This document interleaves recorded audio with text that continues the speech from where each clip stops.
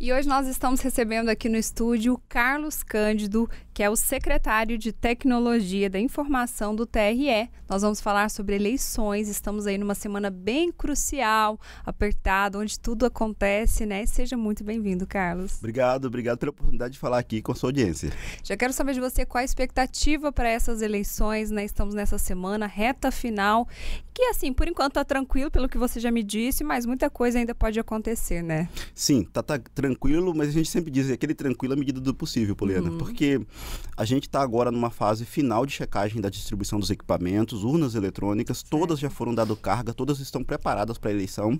Nós tivemos uma necessidade, exceto o município de Confresa, que foi necessário uma reabertura para fazer uma nova lacração. Tinha um caso de uma candidata com uma foto que não ficou adequada, então a Justiça Eleitoral promoveu a reabertura, foi feita uma nova carga, um novo lacre neste último fim de semana, então a gente chegou hoje com 100% do estado finalizado o processo de carga e lacre. Então as urnas agora já estão prontas e nessa semana começamos a distribuir essas urnas para os locais. Isso, a partir de que dia elas já são distribuídas? De hoje, já começamos a distribuir, dependendo do local, temos locais muito distantes da sede das zonas.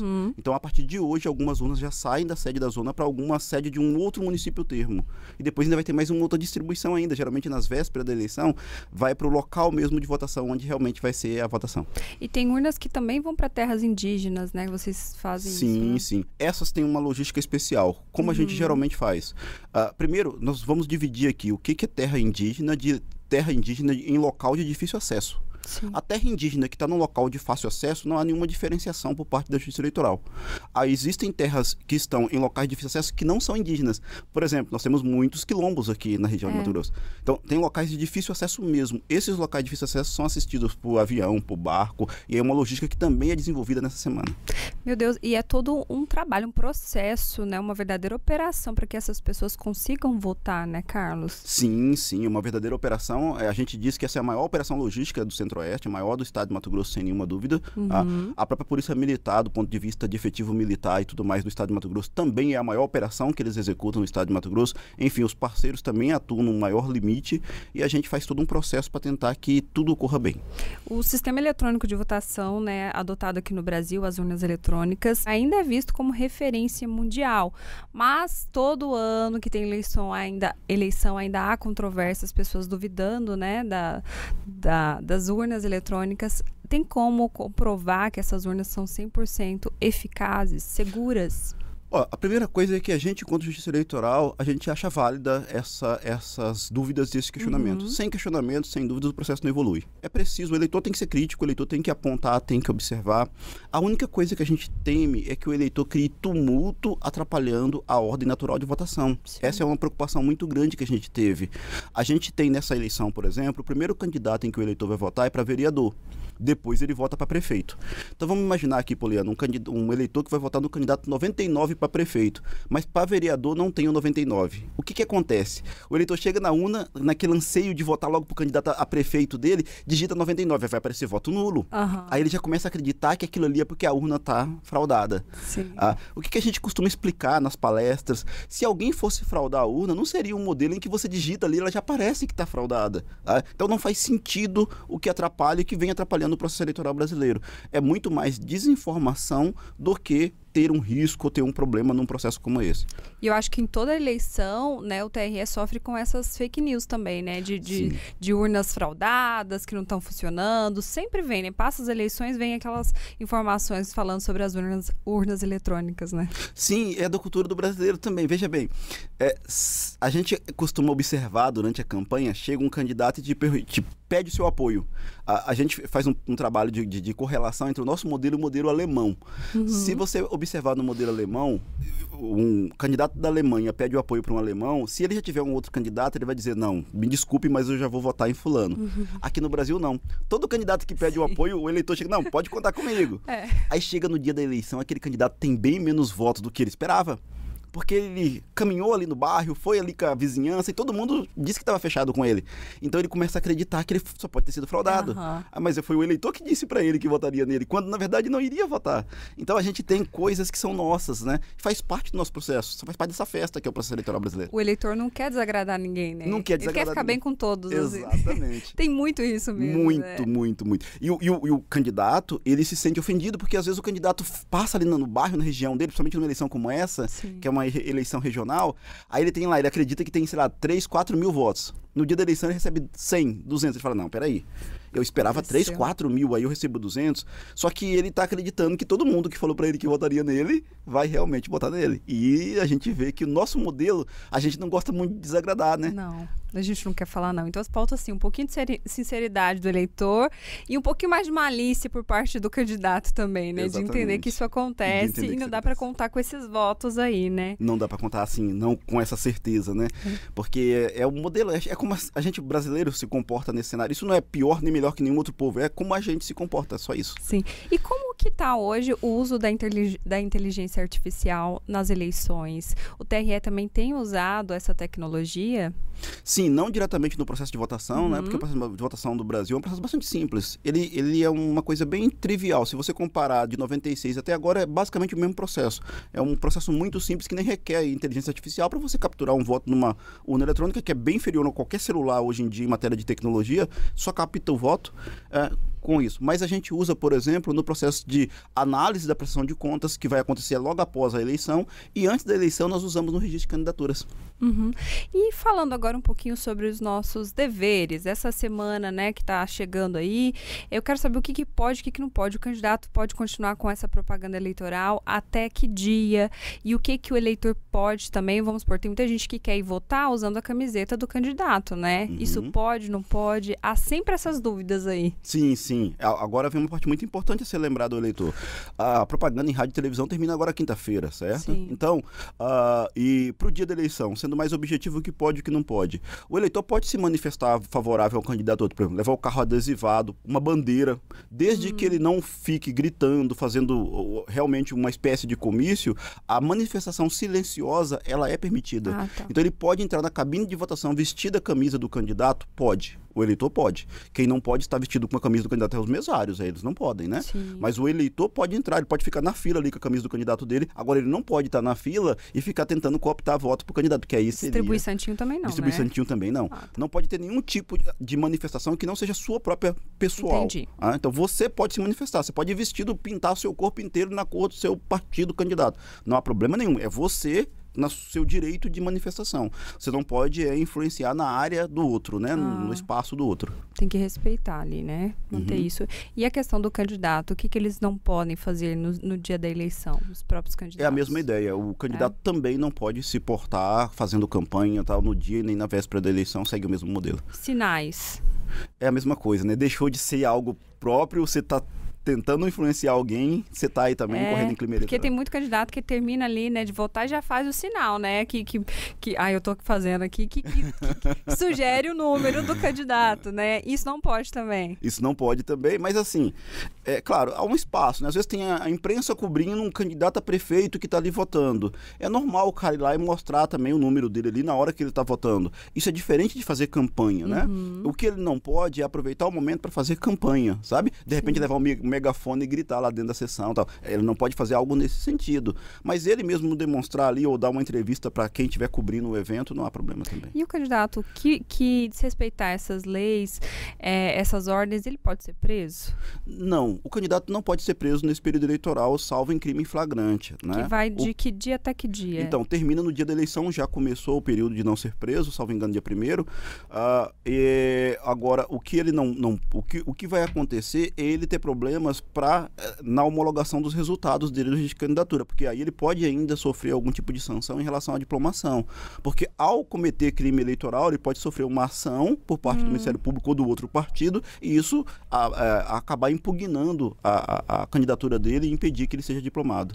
Então a gente está num período então que é tá mais tranquilo no sentido de prisões, assim, né? Não, Podemos o dizer candidato, assim, né? O candidato em si não pode, até por uma questão de evitar afastar uma pessoa da campanha, Sim. né? Às vezes uma prisão que de repente não seja legal. Mas o eleitor em si, se cometer qualquer tipo de crime, o eleitor pode ser preso, né? Tá. O salvo-conduto para o eleitor é no dia das eleições, né? Aí muda um pouquinho o tempo de quando o eleitor não pode ser preso, que aí também é só em caso de crime em flagrante e tal, mas aí é no dia da eleição para evitar que alguém seja preso para deixar de votar, né? Tá. E com relação à pessoa que está ausente, que não pode votar, assim, que não conseguiu transferir título, está em outro lugar, como que funciona? A gente tem a justificativa, né? Sim, muito importante que ele justifique o voto. E tem duas maneiras de se fazer a justificativa. A primeira delas é ele indo em qualquer local de votação. Qualquer urna eletrônica que está funcionando numa eleição também serve para fazer justificativa. Mas a melhor e a que a gente indica hoje é usar o e-título. Pelo aplicativo e-título ele faz a justificativa, então ele não tem nem que se deslocar até uma sessão eleitoral. Muito mais prático, Muito né? mais prático. Só que é preciso baixar o e-título antes do dia das eleições. Na véspera ele já não funciona para baixar, ele tem que baixar até na antivéspera, deixar ele configuradinho e funcionando para aí no dia da eleição ele emitir a certidão. Carlos, e assim, tem um limite de que você pode justificar o voto? Porque tem pessoas, eu mesma vou falar que eu vim de Minas e eu ainda não fiz a transferência do meu título e já tenho acho que umas 3 eleições que eu não voto, que eu estou justificando, assim, tem um limite até quanto você pode justificar? Não tem limite de justificativa. O nosso modelo, Poliana, ele não obriga você a ir lá e apertar o botão no candidato A ou B. Nós somos obrigados a comparecer ao processo eleitoral. E esse comparecimento pode ser para justificar ou para votar.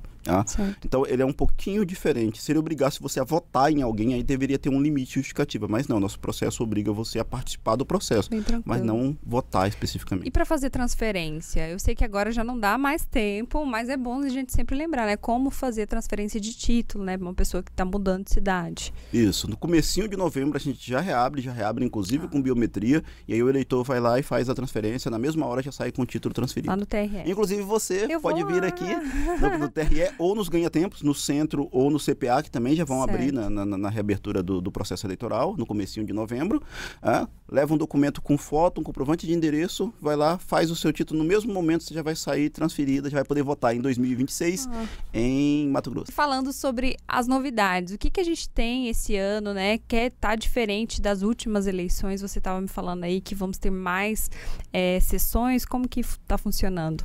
Então, o TRE investiu no ano passado muito em locais de difícil acesso. Para vocês terem uma ideia, nós tínhamos 70% do eleitorado mato-grossense, pouco mais de 75% biometrizado, e nós aumentamos mais de 10%. E esses 10% foram nos locais de mais difícil acesso do Brasil, não é Mato Grosso. Foi em locais de mais difícil acesso do Brasil. Sim. Como nosso norte, na verdade, é o sul do Pará, sul do Amazonas, nós compartilhamos as áreas de mais difícil acesso do país com a maior parte com os grandes estados do país. Então, Mato Grosso, por ser um estado tão grande, ele está mais próximo do que representa o Pará e o Amazonas em matéria de complexidade do processo eleitoral do que o restante do estado.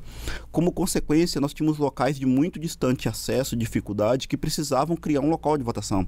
O eleitor desses locais, às vezes, tinha que ser transportado no dia das eleições. E em Mato Grosso, nós ainda temos eleitores que precisam ser transportados para votar, porque fica distante o local de votação de onde ele vota. Sim. A legislação permite que você monte uma sessão em os locais que tenha pelo menos 50 eleitores votantes. Então, para essa eleição, todos os locais mapeados que a gente tinha a convicção de que era possível atingir esse índice, nós fomos lá e conseguimos montar. Então, nós aumentamos 17 locais. Parece pouco quando a gente fala no estado do tamanho de Mato Grosso, mas são 17 vezes 50 eleitores que não vão precisar se deslocar de um ponto A ao ponto B. Às vezes, Poliana, esse eleitor gastava o dia inteiro para fazer uma votação, porque ele tinha que sair, esperar todo mundo do local dele votar e depois retornar. Não, agora ele vota mais próximo da sua residência. E às vezes nem votava, né? Por causa de toda essa burocracia, né? Deslocamento. E agora fica mais fácil também, né? Eu acho que esses investimentos, né, só facilitam a vida, né? E cada vez mais as pessoas vão tendo consciência da importância do voto e buscando, né, e praticar o seu exercício, né, como cidadão, né, porque às vezes fica difícil e aí com essa facilidade já resolve os problemas, né? Sim. Olha, a gente sempre intensificou muito esse trabalho de buscar os pontos mais complexos do Estado e está presente. A Justiça Eleitoral tem isso como bandeira e ela vem sendo reforçada a cada gestão e nessa não foi diferente. Então, para você ter uma ideia, nós temos 117 pontos no Estado que nós usamos tecnologia via satélite para transmitir resultados, que são locais tão distantes das condições de telecomunicação que lá você não tem internet, você às vezes não tem energia elétrica, você às vezes não tem asfalto. Sim. E você precisa ter uma sessão eleitoral votando lá e transmitir esses resultados. E é bem complicado. E depois para fazer a apuração também, é mais demorado, né? Então, nesses locais vai um técnico levando equipamento de transmissão via satélite. Já faz lá na hora. Lá na hora transmite os resultados já e então termina a eleição no mesmo tempo. Aí já manda automaticamente para o sistema. Agora, para o técnico chegar até o local, muitas vezes ele inicia o deslocamento numa sexta-feira, meu Deus, sábado, domingo, aí no domingo vota. Aí na segunda, terça ele só chega na sede da Zona 1 em Cuiabá na quarta-feira. É uma verdadeira operação, isso. Né? Tem locais que a gente convoca esse pessoal que faz essa transmissão para nós, são pessoas que são convocadas, pessoas cidadãos, né? A gente precisa que a pessoa tenha até um preparo físico, porque ele vai num trecho de avião, aí num outro trecho ele pega algum tipo de transporte, veículo, barco, o que for, e num último trecho às vezes é caminhada. Aí nós temos um local, por exemplo, que às vezes o cara demora ali alguns quilômetros de caminhada, levando a urna, levando os equipamentos para chegar realmente onde é o local de votação. Meu Deus, é muita função, né? Muita coisa. Para a gente encerrar, nas redes sociais o TRE também pode impedir que o candidato tire alguma publicação que está sendo postada ou não? Não tem essa interferência? Isso tem acontecido já nessa eleição. O eleitor pode fazer a denúncia por meio do Pardal. O aplicativo Pardal serve para isso. Viu uma publicidade que não deveria, que está contrária ao que a Justiça Eleitoral permite. Como falando mal do outro. Falando mal do outro, desde que esse falando mal seja algo indevido, né? Aí ela pode fazer a denúncia no aplicativo Pardal. Isso vai cair lá no juiz responsável por aquela zona eleitoral. O juiz vai apurar e, se for o caso, ele manda tirar em 24 horas. E aí tem alguma multa, alguma reparação ou não? Só tira a publicação do ar? Então, depois disso decorre o processo respectivo. Então, no primeiro momento a Justiça Eleitoral manda tirar e depois vai apurar ali a conduta, o que foi feito, e aí o candidato fatalmente vai responder por isso. Carlos, para a gente encerrar, estamos nessa semana, né, decisiva, né, reta final. Queria que você deixasse dicas para os nossos eleitores que vão votar neste domingo. O que você poderia falar para eles? Bom, a primeira coisa que a gente pede é que o eleitor que não está no local de votação utilize o aplicativo e-Título para fazer justificativa, porque vai facilitar muito no dia das eleições ele não ter que ir lá na sessão eleitoral e enfrentar fila. Votar. Aquele eleitor que costuma chegar muito cedinho para votar, às vezes abre uma fila muito grande ali no início da votação. Aí fica tumultuado. De repente, se a gente conseguisse distribuir um pouquinho melhor, o melhor horário de votação fica entre 10 e 14 horas. Não tem muita gente procurando a sessão. E aí, abre que horas? 8? A sessão abre para início da votação já às 7 da manhã. 7 da manhã? Nós seguimos o horário de Brasília. Então, a eleição em Mato Grosso começa a votação 7 da manhã e termina às 16. Né? Às 16. Bem lembrado isso aí para as pessoas anotarem. 7 às 16. Isso. Lembrando o pessoal da região do Araguaia ali, que às vezes usa o horário de Brasília, o horário, para todos os efeitos, todos os comunicados do TRE segue o horário de Mato Grosso, tá? Então, quando a gente fala de 7 às 16, estamos falando do horário de Mato Grosso. Muito bem lembrado. Mais alguma informação importante? Não, tá ótimo. Muito obrigada, Carlos, e sucesso para vocês aí no trabalho, nesse finalzinho aí de campanha, que dê tudo certo. Obrigado a vocês. E lembrando a você que essa e outras entrevistas, você acompanha tudo pelo nosso site.